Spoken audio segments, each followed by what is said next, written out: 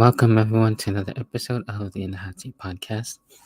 And this episode is all about MLW with Kings of the Colosseum, and to get right down into it, where we had Alex Price, Marcus Mathers, and Dylan McKay defeating Tony Deppen, TJ Crawford, and Griffin McCoy in a really fun matchup. Where we had the Women's World Featherweight Championship, Janae Kai and Hyper Masayo. These two are really having a really fun match, and Janae Kai actually getting her win and remaining the women's featherweight champion.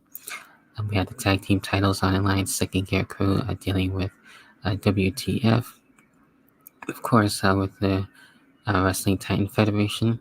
And that really crazy matchup for sure. And Second Gear Crew actually getting their win and keeping the tag team championships. Then we had the National Openweight Championship, where we had the Taipei Death Match, which was really insane with Ricky Shane Page and Akira on this one. And we had Sami Callihan with the help as well, which is really interesting there. To see Sami Callihan actually being able to deal with W, so really cool to see him back. Being able to deal with that. And then we get into with Ricky Shane Page actually keeping his openweight championship. Then we get into the Lovers Blindfold match, and Love Doug and dealing with BRG on this one. These two are having a bit of a tough time with the blindfold match, and we almost had some cheating a little bit from BRG. Dealing with that, but we had Love Doug finding a way and actually defeating BRG.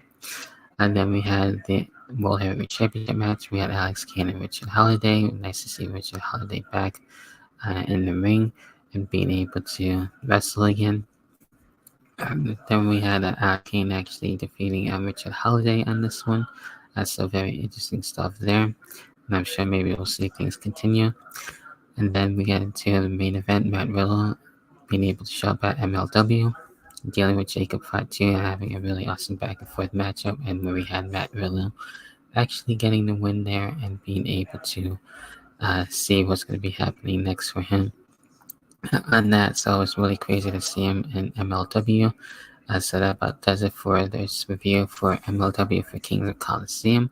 Those are my thoughts. What are your thoughts? Leave them down below in the comment section. If you're watching on the YouTube version, this side of things, and definitely check out the link tree for everything else. Leave a like, hit the subscribe button, and hit the notification bell to stay notified for everything in the Hot Seat podcast. And I'll catch everyone next time for another episode of the Hot Seat podcast.